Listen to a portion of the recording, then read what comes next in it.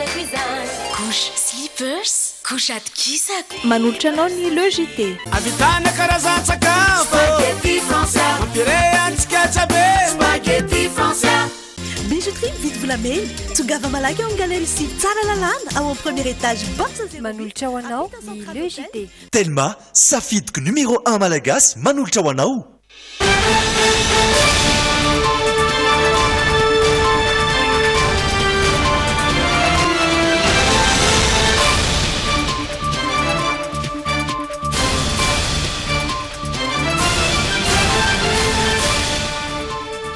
zoma fa 20 ny volana jolay tonga soindrato anatin'ny fotoanan'ny fampalalam-baovao araba tompoko lahy sy tompoko vavy indreto ny lohatenim-baovao hita tao amin'ny efitra fatoriny tsy nisy aina intsony ary niaraka tamina diambala iray teo amin'ny firifany imam Rakotoarivelo androany ramatoa iray ihany koa no namony ainy vokatry ny losa mpifamoivoizana niseho teny Maibahoaka Ivato fiara efatra ankoatr'izay no potika tanteraka mahatratra 700 tapitrisa ny olona mitondra ny tsimikaretina hepatita maneran-tany eo amin'ny sehatry ny fialan-tsasatra kosa indray dia misy ny vaovao manokana izay hoentiny ireo mpanao gazety any Mahajanga ao anatiny izay fotoam-pialan-tsasatra izay ho hitantsika ao anatiny Actuannual amin'ireo maresaka iraisam-pirenena dia nanao fanambarana ny filoha frantsay Emmanuel Macron fa vonona ny ametraka fomba vaovao entina mamantatra sy mitahiry ny mombamomba ireo mpifindra monina ao Libia ny tenany ambifaliana tompoko lahy sy tompoko vavy no hitsidianay ny tokantranao amin'izao takariva izao asainy ampanajany ianao manaraka ny logité hatramin'ny farany ny tenako sy Sonia Andrenirina no iaraka hanotra ny vaovao aminao ao anatin'ny tapany voalohany ao anatin'ny tapany faharoa kosa no iarahantsika amin'ny Gotliba ijerentsika ny vaovao trangam-piarahamonina ny hoianao ary ny insolita ihany koa no avy hatrany hanaraka ny la une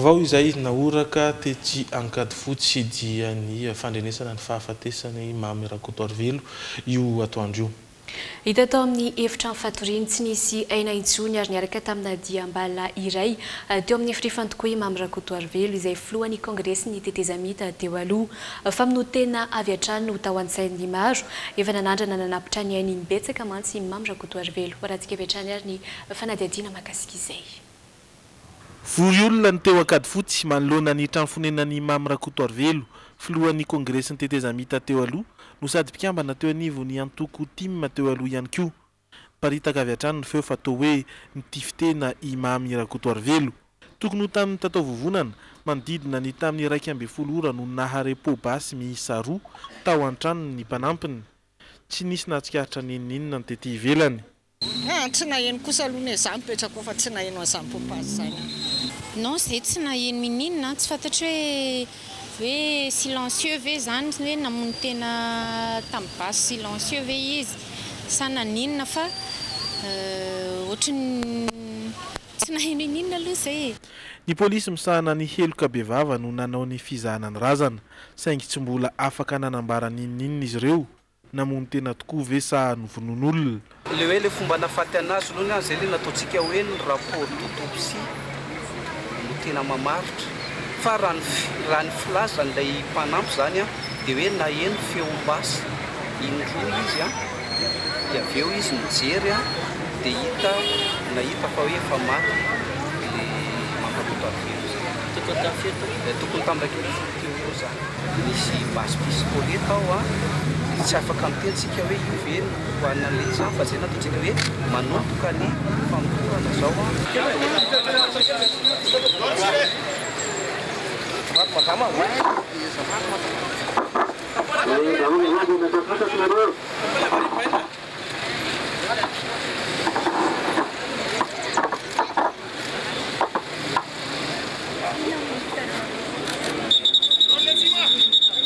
tsy voasambany anefa fa efa nanandrana nanapitra ny ainy ny ministra ny serasera teo aloha teo ny finanana fanafody finanana pozom-boalavo ary araka ny fijoroana vavolombelona tsy mitonona anarana vao iray volana lasa zay dia nahitana dian-javatra teo amin'ny faritry ny tendany nanandrana nanano tena koa ve Efa manao tentative foana izy dia amin'ny fiarahamonina eto moa voaka eo izy indraindray dia miresaka izay dia mahita azy hoe misy dianantsy ohatr'izany. Gaga izay hoe oloatra anazy hoe dia tonga amin'izay zavatra izay. Efa tsy voasambatra. Izay indray aloha tsy fantako. Mbola mampanontany tena koa ny hafatra farany navoaky ny maty tao amin'ny tambanjotra Facebook. Namoaka ny halahelony tamin'ny vadiny teo aloha sy ny sakaizany. Nentina teny amin'ny tranopatiny AGRA ny razana ho atao fizahana. Hitondra fanampanazavana manoloana ity raharaha ity izany. Fanohatra amin'izany kosa nefa ny hevitr'ireo fianakaviana sy ny akaiky azy tsy mampino azy ireo ny hoe pobasy roa no amonon tena. Imam Rakotorvely sy ny mpanampiny ihany anefa no tao an-trano tamin'ny fotoana io ka izy ireo no mahafantatra ny tena zava-nisy.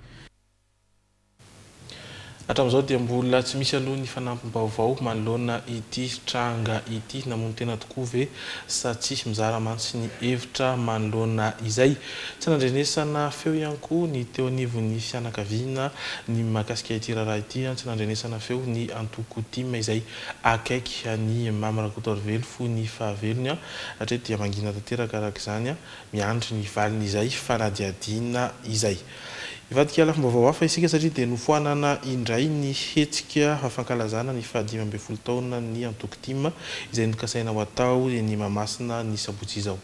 Fanapahan-kevitra izay noraisy ny antoko tiako Madagasikara manoloana ny fandavan'ny prefektura n'Antananarivo ny fangatahan'izy ireo ampiasa ny kianjabe ny Mahamasina ahemitra amin'ny fotoana manaraka izay tsy mbola voafaritra ny fankalazana ho an'Antananarivo raha ny fanazavan'ny mpitondra teny ny antoko tima izay tafaresaka tamin'ny Rindra Tahiry sy Misara Zafinjatofo tamin'ny ity androany ity. Raisy ny antoko tima ho fanaparam-pahefana ny fanapahan-kevitry ny prefektura na izany na zany. Nilefitra tamin'izay fanapahan-kevitra izay izy ireo. Ahemitra amin'ny fotoana mbola tsy voafaritra ny hetsika nokasain'izy ireo atao Mahamasina rahampitso raha ny fanazavana nomeny ny mpitondra teny antoko tamin'ny antso an-telefônina. Omaly hariva no nivoahany ity fampitam-baovao avy amin'ny antoko tima ity. Fampitam-baovao izay ahitana ny faneho-kevitry ny antoko manoloana ny tsy nanaiky ny prefektura ny tanàna Antananarivo amin'ny ampiasan'izy ireo ny kianjabe ny Mahamasina mandritra ny fankalazana ny 15 taonan'ny tima. Fisorohana ny mety ho fioaram-pefy ateraky ny famorim-bahoaka sy ny mety korontana ateraky izany eo amin'ny filaminana no isan'ny nandavan'ny prefektura izay fangatahan'ny antoko tima ampiasa ny kianjan'ny Mahamasina izay raha tsy ivina. Mariny izy ireo anefa atao anatin'ny fanambarana fa tsy nisy velively ny vidiana Andalambe tamin'ny 9 Jolay, daty voalohany napetraky ny tima natanterana ny fankalazana. Raha ny voalazan'ny fampitam-baovao hatrany dia mpiaradinika sanatra amin'ny filoha teo aloha teny amin'ny toeram-ponenana no ny tanjozotra tamin'ny fotoana io ary tsy nisy ny zavatra simba na olona naratra nandritra izany. Tsy mbola voafaritra ny daty hanemorana ny fankalazana ho an'ny eto Antananarivo. Nilaza kosa ny antoko fa ny fankalazana ny amin'ny faritra indray aloha izao no omasan'izy ireo. Eny Mahamasina, hita ho efa miatrana teny an-toerana hatry ny maraina ny fiarabe ny ireo mpitandro ny filaminana. Fa any Nosy be kosa ny filoham-pirenena mivady ohatron'ny mpikambana eo anivon'ny gouvernemanta sasatsasany. Isan'ny anamarika ny fandalovan'izy ireo any an-toerana ny fanomboana amin'ny fomba ofisialy ny fanitarana ny asa fanamboarana ny seranam-piaraminidina ao Nosy be.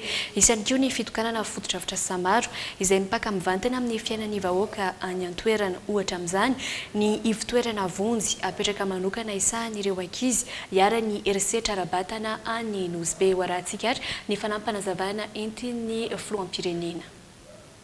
Nosy be dia karazan'ilay tanàna mandeha ataontsika hoe piloty eo amin'ny lafiny fahampandrosoana. Tsy mbola fotoanan'ny kabary moa androany nefa na izany ara dia tiana ihany ny milaza fa dia manova endriky ny tanàna isika amin'izany fahampandrosoana hoentsika zany.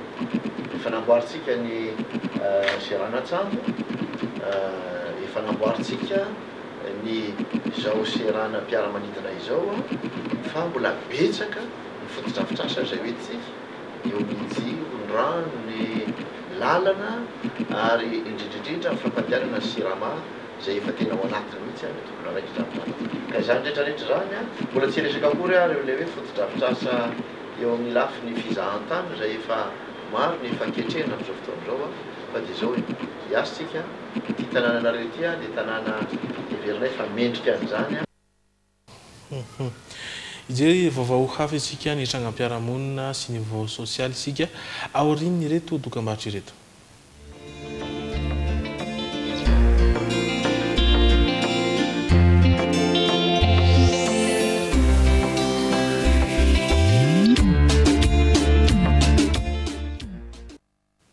Amin'ny fitora mahery 13 minitra izao eto amin'ny Dreamina ary hanohiny fotoana isika ijery vaovao sosialy sy trangam-piarahamonina. Vois ta vie en grand. Manolotra anao ny actu.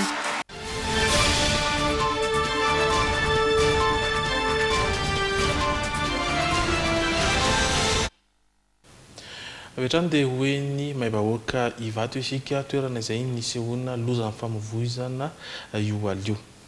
Ramatoa iray no namony ainy vokatry ny loza ampifamovoizana niseho teny maim-bahoaka Ivato ny aliny alakamisy teo. Fito ireo naratra mafy ary fiara efatra no potika tanteraka. Faritra isehoany ny loza matetika eny maim-bahoaka sasatry ny mitady vahaolana ny mponina eny manodidina isoroana izany. Nanao ny fanadihadiany Thierry Etoage sy Dolphe Rakotoniaina. Tokony tamin'ny 12 alina no niseho ny loza. Fiara Peugeot 3008 nentina andiana tanora miisa efatra avy any Ivato no nifatratra tamina Opel Combo sy Chevrolet Blazer tsy mataho-dalana iray.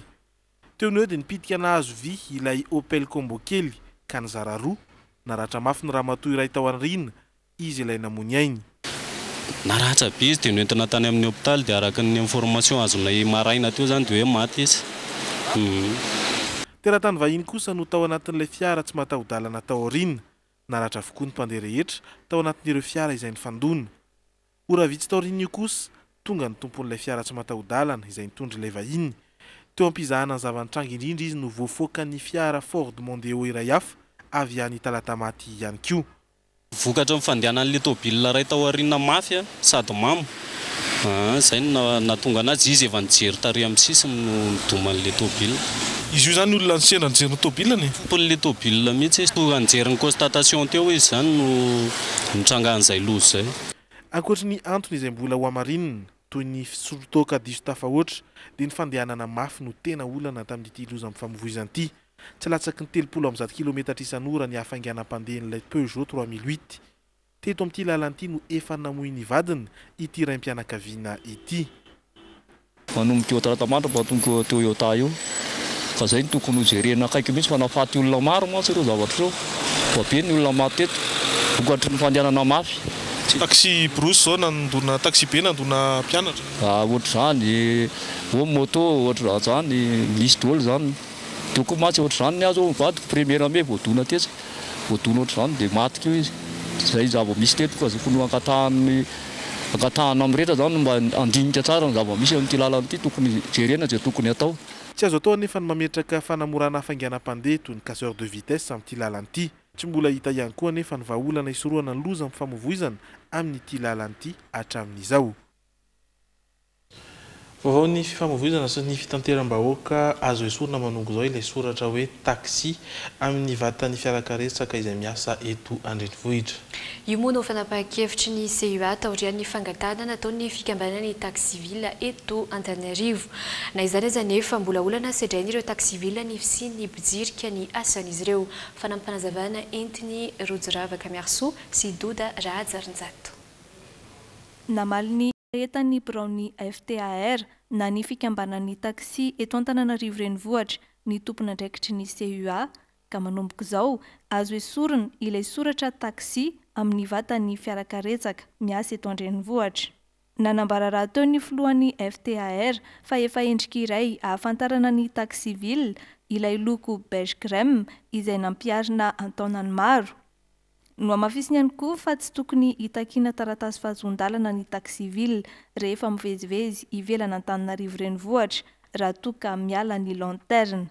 Ary mbola olana ho anay koa ny fisian'ny soratra io na dia mivezivezy any amin'ny aéroport ary satria lasa ohatran'ny hoe mifanitsaka andraikitra amin'ireo le taxi agréé eny zay satria lasa misy an'io soratra io dia alaim-panahy le olona anantona an'le taxi satria misy an'le soratra taxi ary raha tsisy le soratra taxi zany dia ohatran'ny tômôbila tsotra zay ka tsisy olona anantona anay mihitsy eny. Mbola olana ho an'ny fiarakaretsaka eto Andrenivohitra nefa ny fisian'ny fiara tsotra mangalatra manao ny asan'izy ireo na ilay antsoina hoe taxi clandestin saika maharay fitarainana mikasika izay isan'andro ny biraony FTAR. Hatramin'ny nisiany opération taxi teto an-drenivohitra kosa herinandro izay, mahatratra 30 ny fiara tsotra manao lanterna osika sy miloko mitovy amin'ny fiarakaretsaka nefa tsy manana taratasy fahazondalana amin'izany akory. Na izany aza, nahafapo ny fikambanan'ny taxi eto Antananarivo renivohitra ihany koa ny nanafoanan'ny CUA ilay droit d'agrément mahatratra 7 ariary aloha isaky ny 3 taona. Vaovao ny fahasalamana kosa indray atokana ho andro maneran-tany hiadina amin'ny aretina hepatite ny andron'ny 20 Mey. Araka ny atotanisa dia mahatratra 700 tapitrisa ny olona mitondra itsimikaretina io maneran-tany. Raha tapitrisa isa-taona kosa ny olona maty ny hepatite. Izany hoe mitovy amin'ny salanisa ny olona maty ny VIH sida. Raha ny tarehimarika voaray hatrany warahantsika ary ny andindiny-baovao mahakasika izay, mbola tateriny miarso rojiravaka sy Doda Rahajarinjato hatrany. Ny hepatite B sy ny hepatite C no misy betsaka eto Madagasikara, hoy ny fanazavan'ny mpitsabo. Ny olana nefa tsy tety ivelany ny 20 isanjato ny soritra aretina. Izany hoe ny 20 isanjato ihany no mety hita amin'ilay hoe maso somary mavomavo na antsoina amin'ny mahazatra hoe ngorongosy. Na tsy misy soritra aretina ety ivelany ary ilay aretina hepatita mety manimba tsikelikely ny aty ary rehefa potika tanteraka ny aty moa dia tonga amin'ilay atao hoe cirrhose.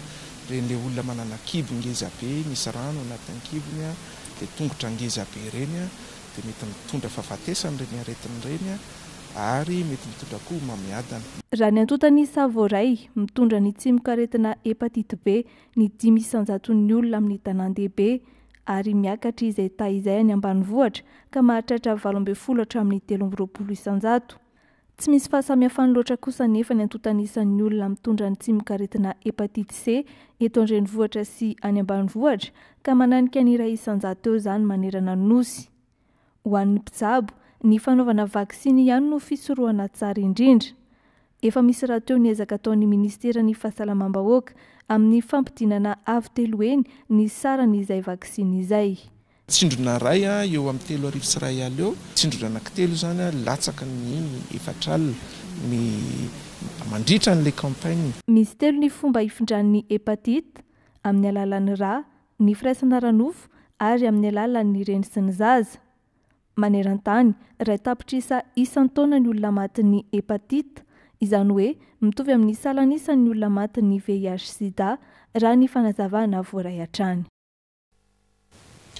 Izay mahakasika an'iny fa dia hanomboka ho any amin'ny faritra ihany koa isika ary dia ny fizotry ny fialan-tsasatra any amin'ny renivohitry ny faritra Boeny ny andeha hojerevantsika manahoana ny fahafenoan'ny ireo trano fandraisam-bahiny any an-toerana. Efa betsaka amin'izao fotoana izao ireo mpivahiny no tonga miala sasatra eto Mahajanga. Fianakaviana no ankamaroany. Misy ireo Tambabe izay miaraka manao kolonia vakansa aty Mahajanga. Vitsy amin'izy ireny anefa no manantona ireny trano fandraisam-bahiny ireny. Toy ny zava-misy amin'ity trano fandraisam-bahiny iray eto Amborovy ity. Amin'izao fialan-tsasatra izao moa zany ny ato amin'ny Sofitrans modèle manokana dia somary mbola tsy dia tena be dia be ny vacancier. Raha ho anay manokana angambany eo amin'ny 50 ka hatramin'ny 80 isanjato eo ny taux d'occupation atao aminay. Raha resaka vacancier indray raha natao fandiniana zany dia ny akabeazan'ny vacancier tonga zany dia indrindrandrindra le olona avy any andafy amin'izao. Fa ny gasy zany efa misy ihany le olona ohatra hoe avy any Antananarivo fa mbola tsy dia tena be dia be. Ho an'ny mois d'août zao no tena hoe efa maro be ny réservation.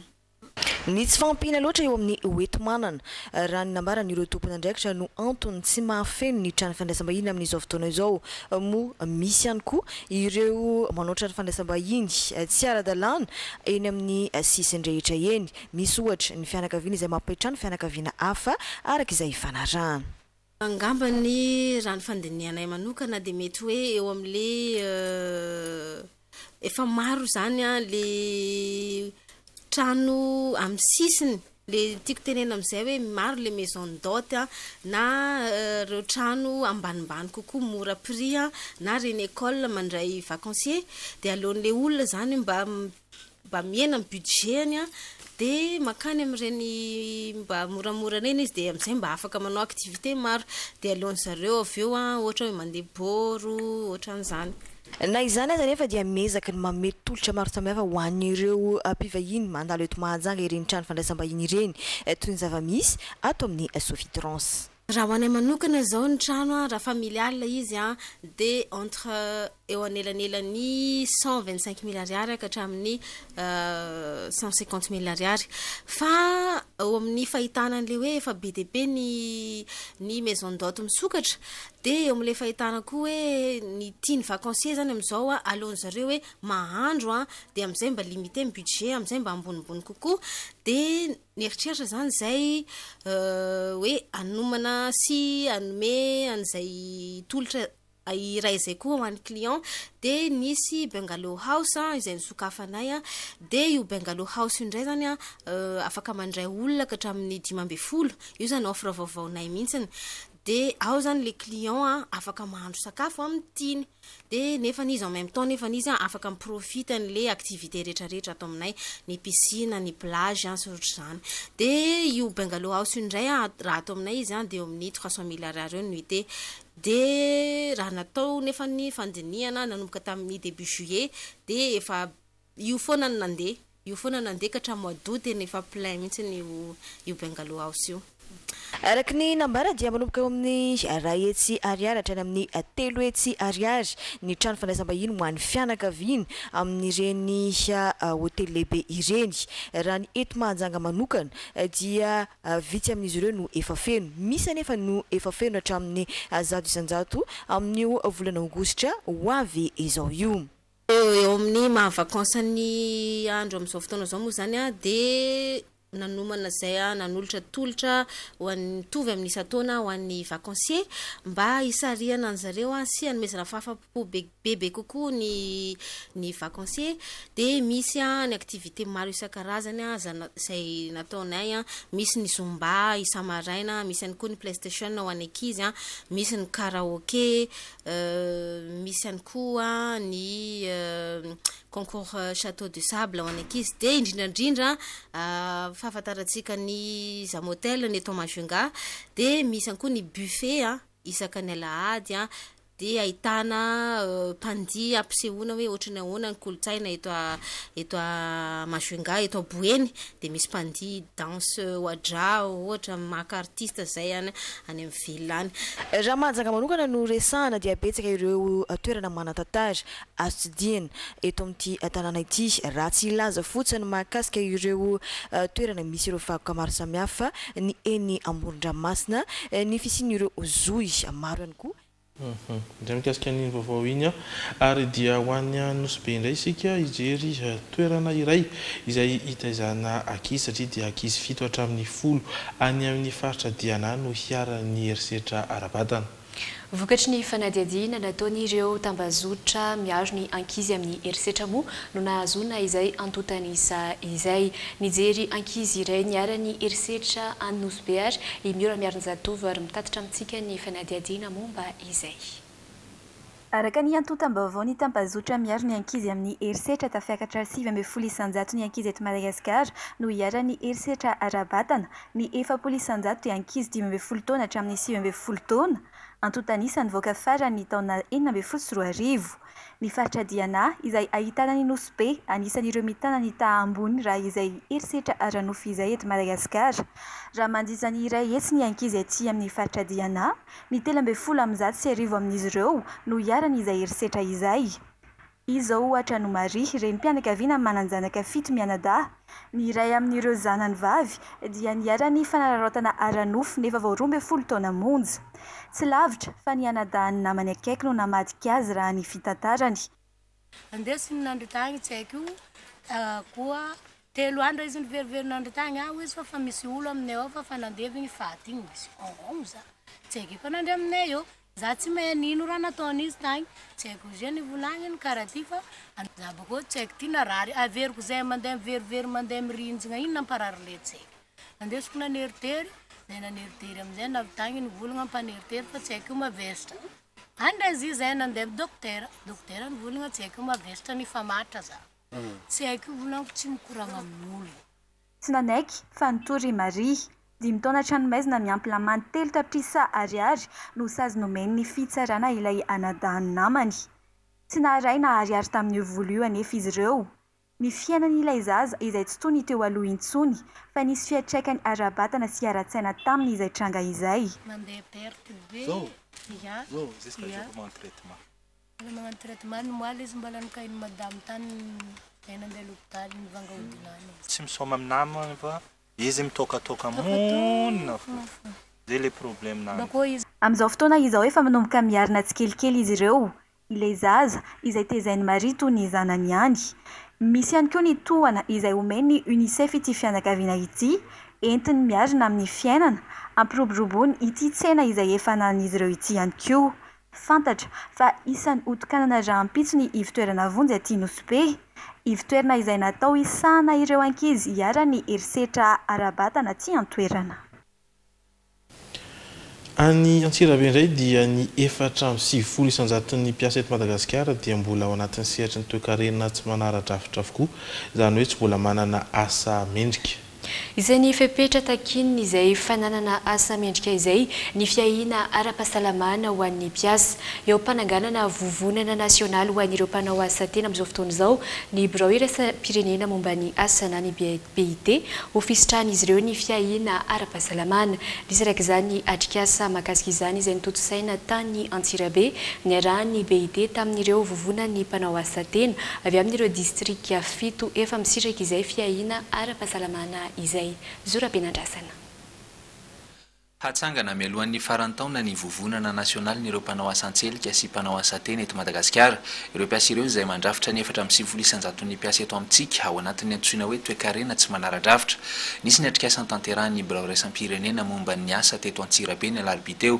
ho fanomanana ny fampitsorona azy io niarahany tamin'ireo distrika 7 izay efa ahitana ny vovonany mpanao asa tena dia Mahajanga, Marivoay, Antsirabe, Ambatolampy, Betafo, Fandriana ary Ambositra ny fakan-kevitra mba hisitrahan'ireo mpanao asa tena ny fiahina ara-pahasalamana moa no nokendrena tamin'ny fananganana ireo vovonana fito ireo izay hitarina amin'ireo renivohim-paritany teo aloha indray ankehitriny ahafaha mametraka ny vovonana nasionaly ny fiahina ara-pahasalamana izay isan'ny fepetra hamaritana ny fananana asa mendrika isin'ny firoborobona ara-toe-karena tafiditra ao anatin'ny tanjony fampandrosoana lovainjafy tokony jerena hatrany fa raha ny mpiasa no marary raha ny fianakavian'ny mpiasa no marary tsy ara-dalàna fahasalamana dia tsy afaka hieritreritra fa tena hisy productivité zany dia hisy zany famokarana zany eto Madagasikara ka zay zavatra zay no matematesantsika ho jerentsika vahaolana mba ahafahan'ny Madagasikara mba ampiditra reny mpiasa reny eo amin'ny sehatra ny hoe manara-dravitra satria enisanjato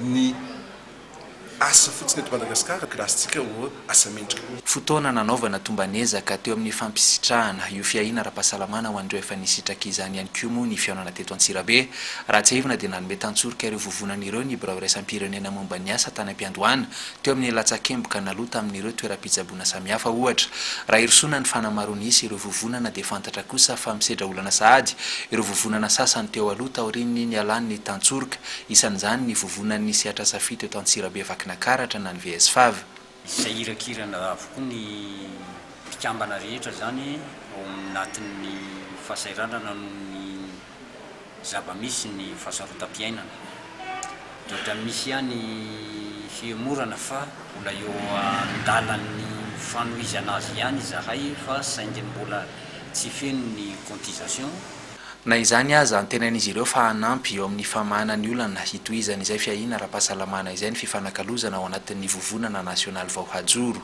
tsara ny isin'le vovonana nasionaly ny antony mba hifankafantarana voalohany indrindra amin'ny lafiny rehetrarehetra amin'ny ara-pahasalamana sy amin'ny lafiny asa efa eo ampanomanana ny fomba hananany Madagasikara drafim-pirenena eo amin'ny fiahina ara-tsosialy ihany koa moa amin'izao fotoan'izao ny birao iraisam-pirenena momba ny asa mba hisitrahan'ireo mpanao asa tena malagasy ny fisotrondronono ankoatra izay fiahina ara-pahasalamana izay izay vaovao izay ihany koa no mitondra antsika ny maresaka avy any ivelany Ho an'ny Frantsa vetrany isika tao anatin'ity vaovao iraisam-pirenena ity satria manoloana ny olana sedrainy ireo mpifindra monina amin'izao fotoana nanao fanambarana ny filoha frantsay Emmanuel Macron fa vonona ny ametraka fomba vaovao enti mamantatra sy mitahiry ny mombamomba ireo mpifindra monina ao Libia ny tenany amin'izao fotoana izao efa marobe ireo mpifindra monina ao Libia maniry ny hiazo an'i Europe fanadihadina. Tokony tsy hisy mpifindra monina mirenireny an-dalambe intsony hatramin'ny farany ity hoy ny filoha frantsay Emmanuel Macron ny alakamisy teo tao amin'ny préfecture ny Orléans. Tokony hisy trano vonjimaika andraisana ireo mpifindra monina ho ihany izy. Nanamafy ny fahavononany amin'ny fanafainganana ny fahazoany ireo taratasy fifindra-monina ihany koa ny filoha frantsay. Araka ny tobana nataon'ny gouvernemanta frantsay, raha 12 volana vao nahazo izay taratasy fifindra-monina izay teo aloha dia vita ao anatin'ny 9 bolana izany. Ho an'ireo izay tsy mahazo ny taratasy fankatoavana kosa dia efa misy ny fandraisana andraikitra ataon'ny gouvernemanta frantsay amin'ny fanaterana azy ireo eny amin'ny sistany. Ankoatr'ireo dia nambaran'ny filoha frantsay ihany koa fa vonona ny ametraka fomba vaovao enti mamantatra sy mitahiry ny mombamomba ireo mpifindra monina na ilay antsoina hoe hotspot ao Libia ny tenany ho an'ireo maniry ny angataka fifindra monina. Nambarany ankitsipo fa na misy na tsy ny fanohanana ny Europe dia vonona anatanteraka izany ny tenany. Amin'izao fotoana izao fifindra monina anetsy ny maro no ao Libia mikasa ny hiazo an'i Europe amin'ny alalan'ny ranomasina Mediterranée. Ny tsy andehanana ireo mpifindra monina an-dranomasina indrindra ny tanjona amin'ny fametrahana izay hotspot izay satria efa marobe ireo mpifindra monina namoina ny vokatra izany. Raha ny fanazavana nenty ny fikambanana Human Rights Watch dia maro ny fanontaniana mipetraka manoloana ny fananganana izay hotspot ao Libia izay indrindra ny mahakasika ny fandriampahalemana.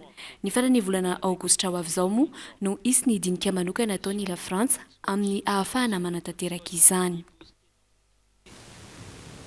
Fa olona mahery ny 50 kosa no naratra tao Jerusalema vokatry ny fifandonana teo amin'ireo palestiniana sy polisy israeliana omaly tolakandro rehefa afaka niverina niditra indray tao amin'ny esplanade des mosquées ireo palestiniana anarivony.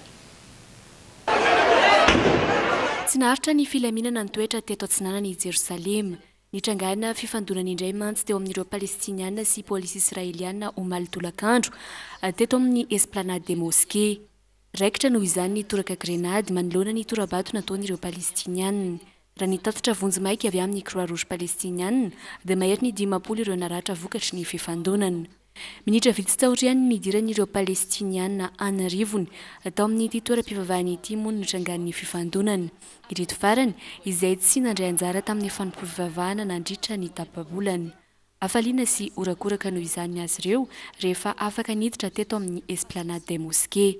Nanaiky ny analy ireo fepetra manokana napetrany momba ny fidirana ato amin'ity toerana masina ity mantsy Israely ka ny alakamisy maraina teo no niantso ireo palestiniana hiverina hivavaka eto amin'ny esplanade des mosquées indray ireo mpitondra fivavahana teto Jerusalema. Zava-dehibe ho azy ireo tokoa izany ary entina anamariana izany dia nisy ny fizarana mofomamy natao manerana ireo faritra maro teto Palestine. A été célébré dans tous les territoires palestiniens comme ici à izay anao natolotra tamin'ity tapany voalohany ity ary mbola hiaraka eto ihany isika ao anatin'ny tapany faharoa indreto no miandratsika amin'izany. Ao anatin'ny trangam-piarahamonina no anarahantsika fanadihadiana manokana momba ny fifanlalana eo amin'ny fananantany misy eo amin'ny olon-tsotra iray sy ny seimady. Fanohizana ohabolana iray izay kosa ny hoianao tamin'ity androany ity. Zazalahy kely iray manana ratsan-tanana 5 ary ratsan-tongotra 11 izay indray no insolita entina amintsika ho an'ny aniwalina. Dia izay zeraka izany ny mbola miandranao ao anatin'ny tapany faharoa izay mbola anasananao hatrany tsy saraka amin'ny logité mialoha ny hirsoana amin'ireo dokam-barotra dia misy ihany koa ny fanadihadiana manokana momba ny tolotra ataon'ny elite sy ny fanadihadiana mahakasika ny somaro. Ny tena kosa dia mametraka ny veloma ho amin'ny manaraka indray. Veloma tompoko. Tsara vitana folo no voasarika androany teny amin'ny boutique Elite GSM Behoririka azo ilay fitsangatsanganana manodidina an'Antananarivo anatin'ny limousine Tekno.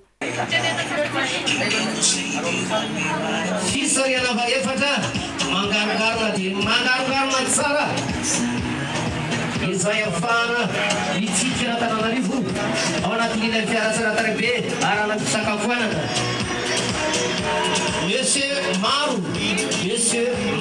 Kilalao hafakely no atolotra izy ireo amin'izao fankalazana amin'ny faha 15 taona izao. Fandehanana eny amin'ny rovan'ny Manjakamiadana na Croc Farm na Tsimbazaza.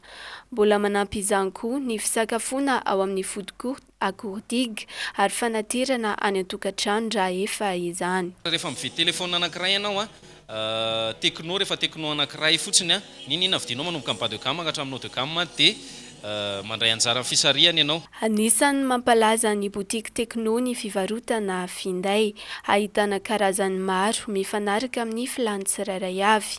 Misy noho izany ny tolotra mifanandrify amin'izay amin'izao fankalazana amin'ny faha 15 taona ny Tecno izao.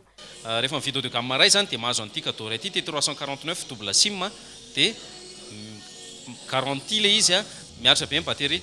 Afaka mandray anjara amin'ny fisariana Tecno Vacances avokoa ny mpanjifa na aiza rehefa mividy finday amin'ny boutique Tecno efatra eto Antananarivo.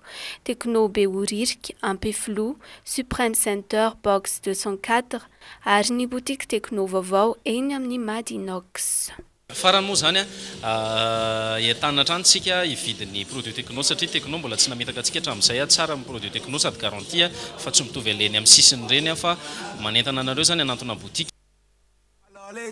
Telma, Wawa Production, Somaro Comedy, Demalucha Watsika, Ambiance, haute voltage, Manala Suite Baka, Yarkami, Wawa, Serge Beno, Toufan, Singila, Bakuali, Stéphanie, Nasena Manukan, Doya, Om Coliseum de Madagascar, Atsutsumbe, Alat, Delpoul Sulai, Manukab, Fulu la Marina, Manje Palim Nyanju, Vivuam, Fitura Marina Vavadi, Dirana, Timia Divodia, Sono, Wawa, sponsor, THP, partenaire média, Dreaming.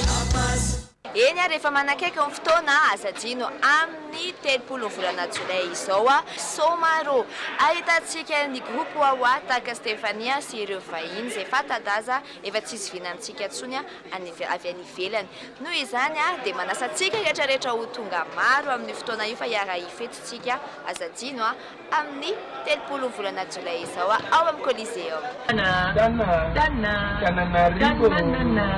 Tu as reconnu l'équipe, c'est Toufan, Barabas, Massadjas. Nous serons à Antananarivo le 30 juillet au Coliseum. Toi-même tu connais, quand Toufan est là, c'est Guetta, Terre, c'est Niebra, est-ce que tu l'es? Ah, Mag, bon voilà, Mag. On arrive les gars. Fin de t-shirt. Hey yo Madagascar, c'est Singila. Alors je serai très bientôt à Tana en concert pour le 30 juillet au Coliseum avec Wawa Salegui. Venez nombreux et nombreux, il y aura une belle ambiance. Compte sur vous. Salut Madagascar, c'est Serge Beno. Je vous donne rendez-vous le 30 juillet du côté du Coliseum à Tana. Je serai là-bas avec mon frère Wawa. Hey, soyez tous présents parce qu'on va casser la baraque. On est ensemble famille. Bravo. Les amis du côté de Madagascar, nous vous donnons rendez-vous ce 30 juillet à Coliseum du côté de Madagascar, à Tana. Voilà. Un concert inédit de ouf, un concert exceptionnel du jamais vu. Aïe. Avec le grand Wawa Saling et Serge Beno et c'est dans ce que nous sommes. Voilà. Donc ne ratons aucun cas ce grand concert. Bisous.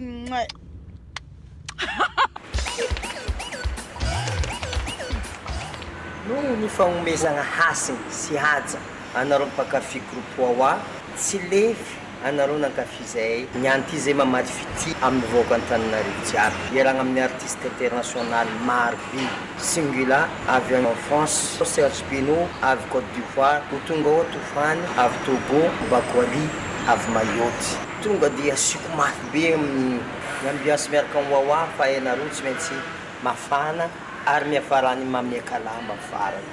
Io zao terme atsika vaovao mamiaka lamba. Tsodrano izy ty ho an'izay pasibaka. Bonne chance zalahy enga ny ho afaka aby anareo jiaby agnalabaka. Rendez-vous 30 juillet au Coliseum. Alors les dit Delma, Wawa Production, Somaro Comité, Manucho Watsika, Ambiance, haute voltage, Manala Suite Baka, Yarkam, Wawa, Serge Beno, Toufan, Singila, Bakuali, Stéphanie, Nasena Manoukan, Doya, en Coliseum de Madagascar, Atsutsumbe, Alat, Telpoul Sulai, Manoukab, Fulu Marina, Mange Palim Nyanju, Ifuam, Fitura Marina Vavadi, Dirana Divodia, Sono, Wawa, sponsor THB, partenaire média, Dreaming.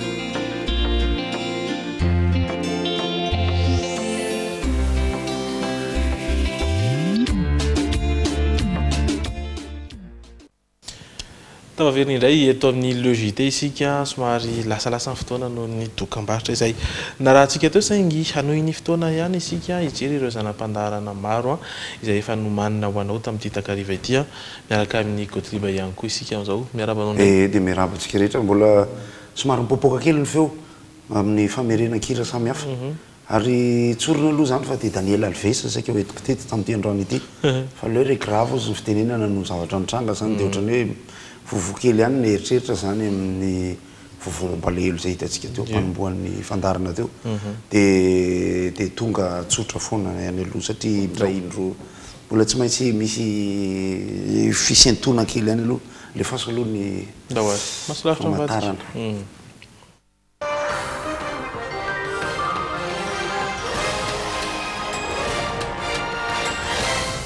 Lexi.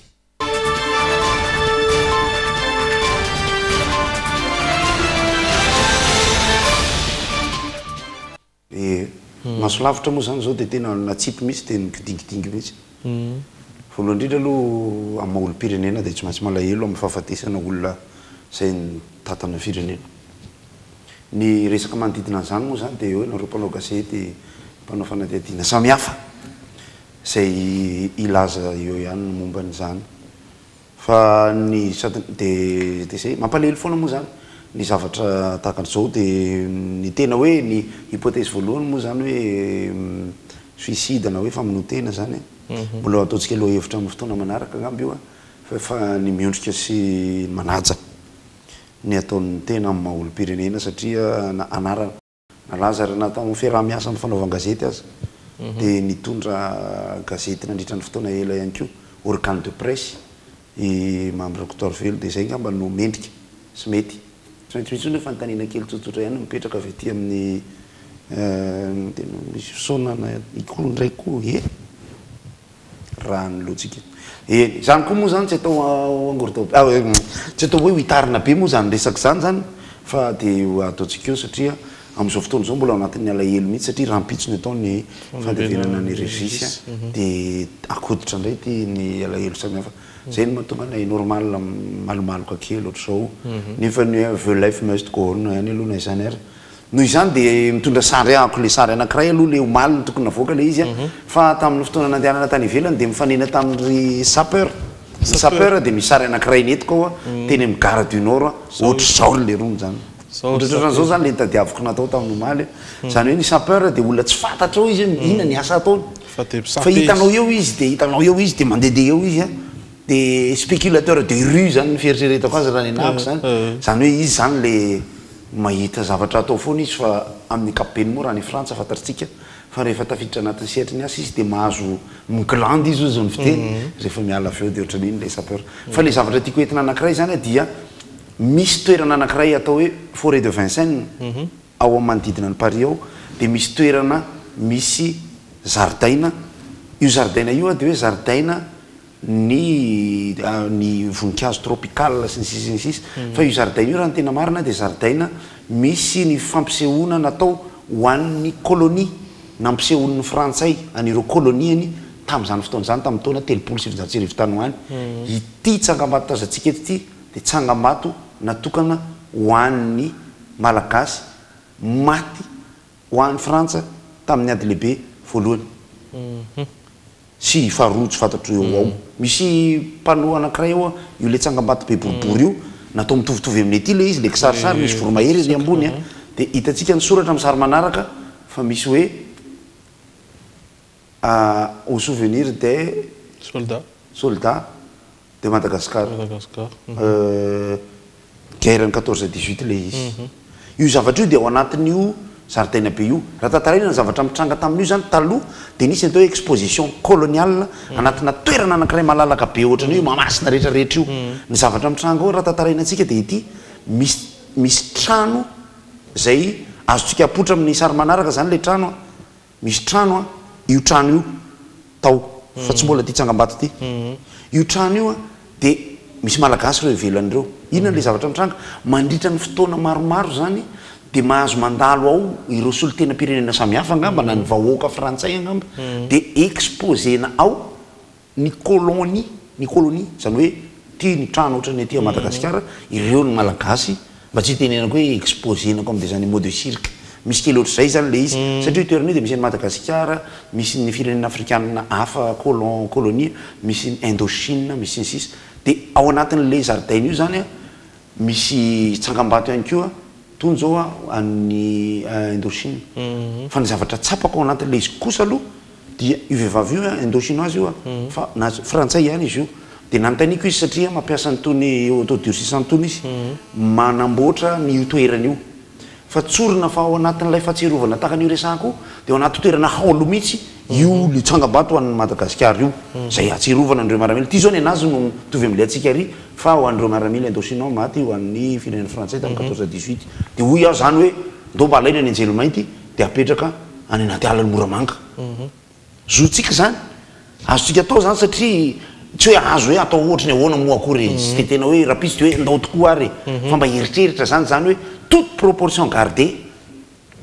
Ty zao ny anazy le trano le tina atao exposition toute proportion gardée zany a tena milay be loatra ny toerana misy ny miaramila frantsay maty ho an'ny frantsa koa io a ary ty miaramila gasy maty ho an'ny frantsa dia any anaty ala be io be mpitsidika be io a fa io le Tsangambatontsika io a na ny malagasy mipetraka ao Paris na mipetraka ao Frantsa ary dia mbola vitsy hoe mahita an'io sy mahafantatra ny fisiany io. Misy alahelo kely ihany zany ao amin'ny tena mandeha mitsidika an'io hoe aolaolo izy io ary ny olona mikarakara n'io toerana io fa zanatany mipetraka taty nandritra ny fotoana ela mahafantatra ny Madagasikara dia zay io mbola tsy mpiteny mitohy amin'ilay teneniko iny ihany hoe tokony misy ady atao ihany mba hoentina manao fanatsahany fa raha vao tsy zavatra ohatran'izany ny tenentsika satria ny anjely mainty etsy a ho an'izy mbola tsy nahita teo akaiky teo dia fahatsiarovana andreo miaramila maty ho an'ny Frantsa ty dia miaramila gasy maty ho an'ny Frantsa dia zay ny anina angamba zay ny sary angamba aloha fa le izy le tsy mpiteny le teneniko zay zany dia ilaina foana ny mametraka hoe fantaro ny zava-misy a ahoana ny fifandraisantsika amin'ny Frantsa be dia be ny miady hevitra hoe frantsay Madagasikara îles éparses sy ny sisa zo tanteraka mihitsy ny tantara aloha fa mbola be dia be ny zavatra tokony fantarina isan-karazany zany nitondrana endreny sary reny zany satria maro ny tsy mahafantatra loatra. Eny ary amin'izay nikasika an'iny a mbola resaka etontsika ihany ko satria mbola mila makaina kely fa mafimafy ny amin'ny lahady mafimafy ny amin'ny lahady ndao ary anao iny fotoana e hijery ny tranga amin'ny fiarahamonina.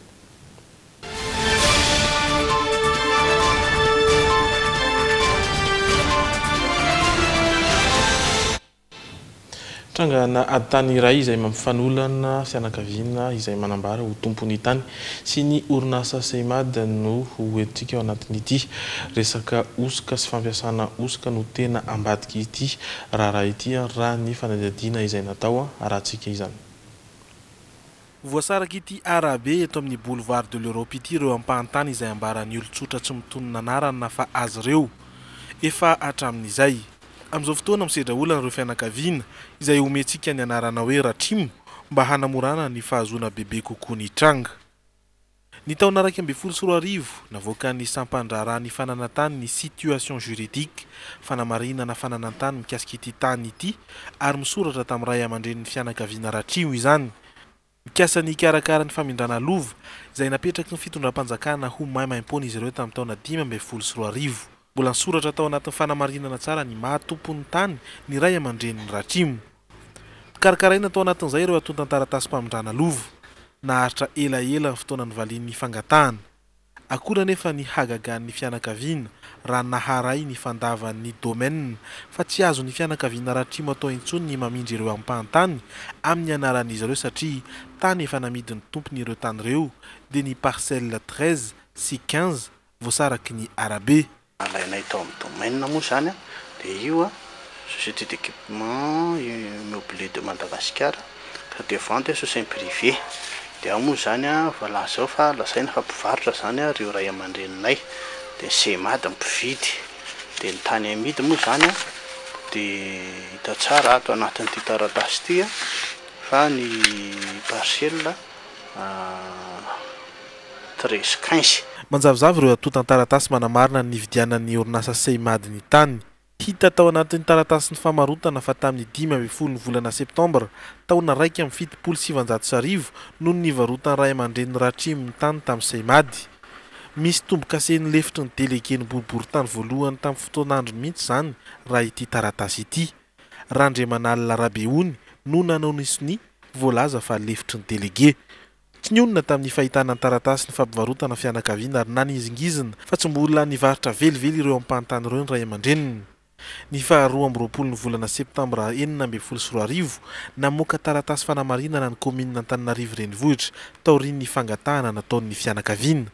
Dia teo zany namy attestation izy a hoe ny délégué-ny boriboritany voalohany dia manamarina fa zany Randriamanalina Rabeony zany a dia tsy anisan'ny adjoint-maire nandalo teto amin'ny commune urbaine d'Antananarivo mihitsy hatramin'izay a ka hatramin'izao.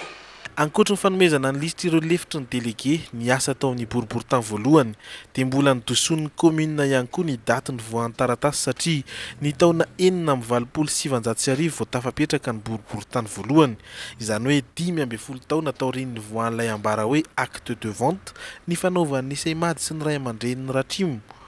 Resy lahatra ny fianakaviana fa osika ireo atotan'ny taratasy ireo ary nitondra ny raharaha teo anivon'ny fitsarana izy ireo taorian'izay.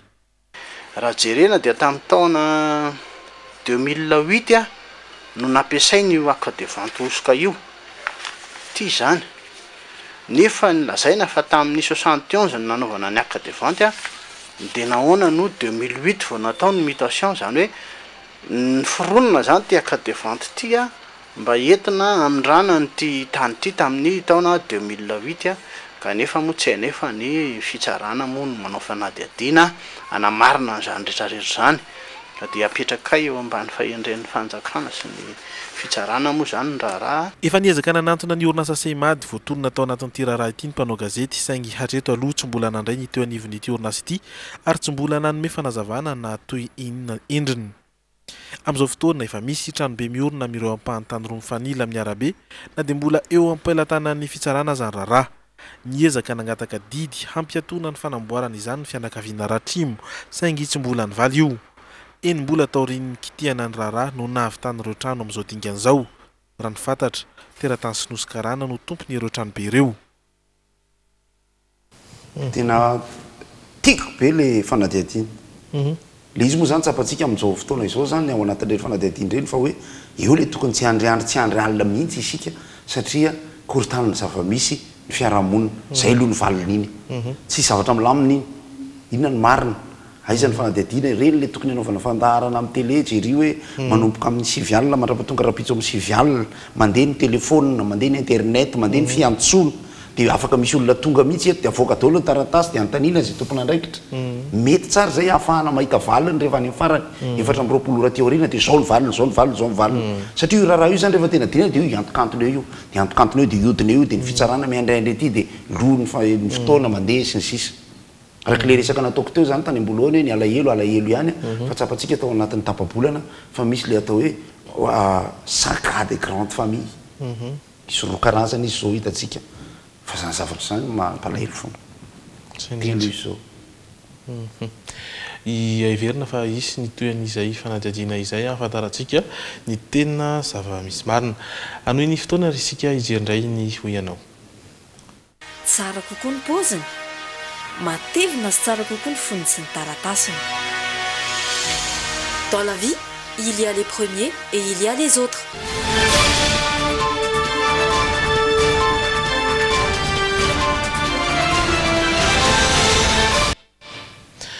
ny fantaniana izay napetraka ny olona androandray ara dia ny fanohizana sy ny fanazavana ity oabolana ity Blokla Homantseva ka inona ary no toyan'izay fantaniana izay no napetraka miara mamaly amin'ny koa ianao hoe Blokla Homantseva inona no mety toy an'izay ndao ary mba afaka toizanao ve ty oabolana ty hoe Blokla Homantseva tinny atsy maminy aro Blokla Homantseva sady maminy atsy finy aro tina ny atsy maminy aro Blokla Homantseva sady maminy atsy finy aro maminy atsy finy aro tsy tadidiko mihitsy haiko le izy fa tsy tadidiko saiko zany saiko tena ohatrany tsy mahita toy azamy mihitsy sady maminy atsy maminy aro dia ina no fahazahoanao an'izay karazana olona ahoana re zany sady tia zavatra mampitambatra zavatra samihafa zany fahazahoako an'izay hoe ny olona zany eo amin'ny fiainana matetika sady tiana ny atsy no tiana ny aro fahazahoako an'izay dia mahay atsy mahay aro samy tiany daholo na ny atsy na ny atsy samy mamy aminy daholo fahazahoako amin'izay zany ohatrany hoe tsy mahay miainona amin'ny anankiray fa sady tiany ny aroa no vonjeny koa ny ary fahazahoako an'izay zany ohatra hoe zavatra raha omena ohatra zany ohatra hoe lehilahy anankiray na vehivavy anankiray manana vady izy zany dia aveo izy mbola manana vady kely dia sady tiany le ariny tiany le aty dia tsy hitany sy na hoe zavatra ihany koa zany hoe tsy foiny ny anankiray tsy voatery hoe olona ihany zay fa azo atao zay zany le hoe tiany le izy dia tsy foiny le atsy tsy foiny koa le aroa dia zay raha jerentsika izay tenyzay aloha dia le zavatra aloha ny jerena misy zany ny atao hoe bloky izay vorona efa fantatritsika fa vorona faingovavy io ary ny bloky dia le olona mpanao tsenjery ny ataon'ny sasany fotsiny dia ny voatseva indray ny anaty adivoro matetika misy azy voatseva io le raviny le fikosehana trano dia raha ohatra zany resika le olombelona atao hoe bloky dia ny olombelona atao bloky zany aloha le olombelona tsisy saina fa le zay ataon'ny olona fotsiny natao tsenjery le olona mpanao tsenjery amin'ny fiainana ary rehefa mahita zavatra izy dia tsy mitombona amin'ny zavatra ny ataony fa sady alainy ny etsy alainy ny resatra ny voatseva ao anaty adivoro be da be dia tsy mba mitombona amin'ny zavatra anankiray izy zany fa sady manenjika atsy manenjika roa zany hoe ilazana zany olona anankiray tsy matotra eo amin'ny fiainana tsy matotra amin'ny zavatra atao tsy matotra amin'ny fitondrana vady aman-janaka na fanapahan-kevitra na zavatra atao fa vonjeny ny atsy vonjeny ny roa satria le olona bloky mihitsy koa nefa olona tsy matotra fa mpanao tsenjery amin'ny fiainana zany hoe olona tsy matotra zany amin'ny fanapahan-kevitra sy ny zavatra atao fa vonjeny ny atsy dia vonjeny ny roa zay ny anankiray azo anavanana le hoe Blokla Homantseva ka maminy atsy mifiny roa zaho zany dia mirevi-barsa fa za tia Real Homantseva ianao mahirana Homantseva ianao eny ary izay mikasika didy ary dia ijery ny insolite indray isika Paperline, le choix de votre succès.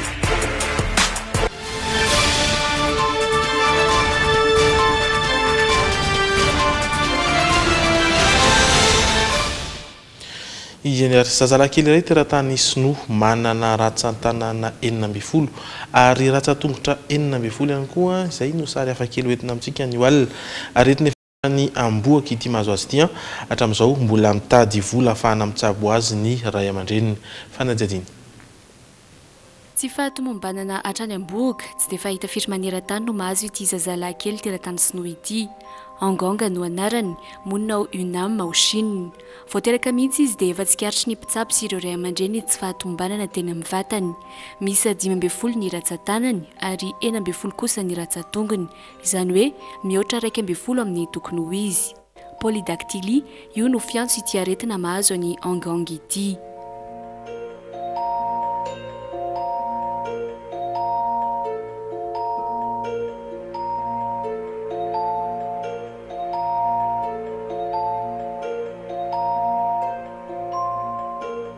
raha ny fanazavan'ireo mpitsabo dia manaranaka ny polydactylie mariana nefa fa voan'io aretiny ihany koa ny reniny Anganga efa nitandrina fatratra izy fony be voky ity zanany ity saingy noho ilay aretina manaranaka izay dia voa ihany Yongong.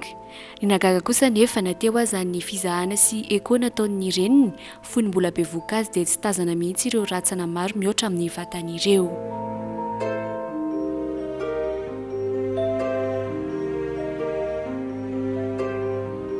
Azo sitrana ihany ity aretina mahazo any Yongong ity saingy vola be anefa no ilaina amin'ny fitsaboana azy satria tsy maintsy didinina. Hatramin'izao mbola mitady izay vola ahafahana mitsabo ny Yongong izay ireo ray aman-dreniny ka nangataka tolo-tanana.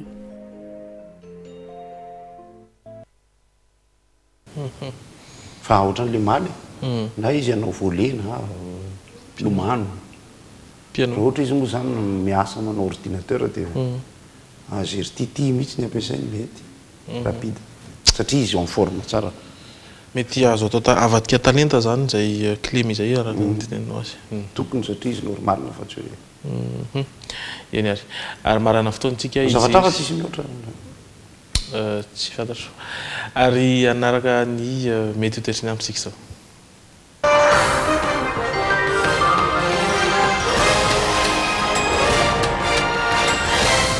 Lexi.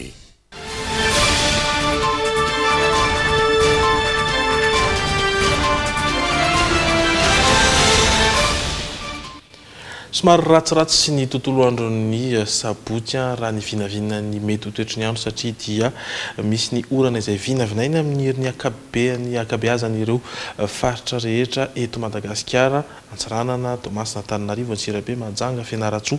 Ny any Toliara no misy tifandimby ny rahona sy ny masoandro araka izany dia mila fiomanana amin'ny fiatrehana izany.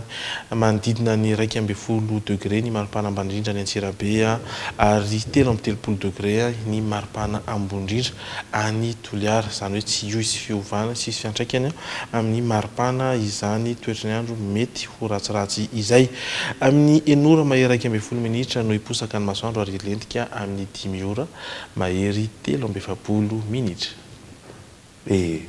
Afatra anankiroa ny apetraka ny afatra voalohany moa dia Tana in Love moa zany izay ankalazaina ihany ny hira izay nataony zareo mpanakanto na izahay moa zany tao anatin'le fankalazana le izy dia mampamangy any Elsa Fira na Ilolo Elsa Fira izay efa tsy mihira mbola mety mihira izy fa any andafy any izy no mipetraka dia le hoe mampamangy dia le hira faharoa dia Jarina Banoa ny ejema dia natambatra le izy natao mety le rehefa mijery le hira ny olona dia samy manana ny heviny zay ilaina amin'le zavakanto zany resaka gomo io zany ary resaka teknika io ary ny atao hoe mety le moa zany dia amin'ny tony style tony zay raha fampimezana izy dia style Marrakech du Rire raha fampisehoana hirahira izy dia style Les Enfoirés fa ho an'izay efa nijery dia ny Tana in Love manambatra ny filinina rehetrarehetra ary ny mpitendry mozika anisan'izay raitra sy fatratra sy ny fanamafisam-peo izay raitra sy fatratra no hiaraka amintsika ao ny Miritsoka dia ny Mana Efainty dia izahay mandamindamina ny fanetananao côté Apollo Kaila izay ao ny ahitantsika azy eo ao zany Kaila eny Ambositra dia mankalaza ny fotoana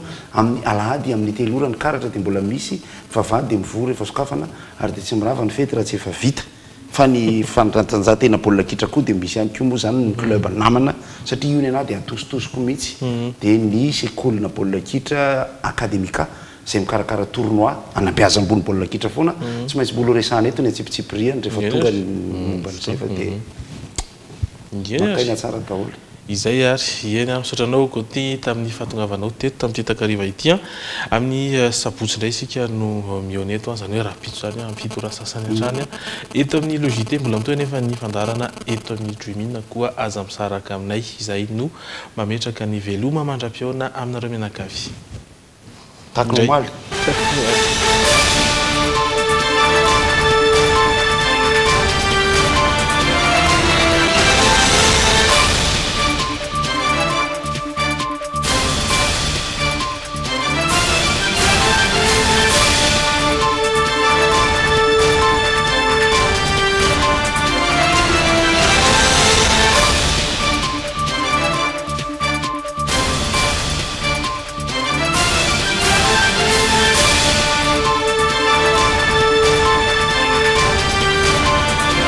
Telma, safidiko numéro 1 malagasy nanotra ho anao teo.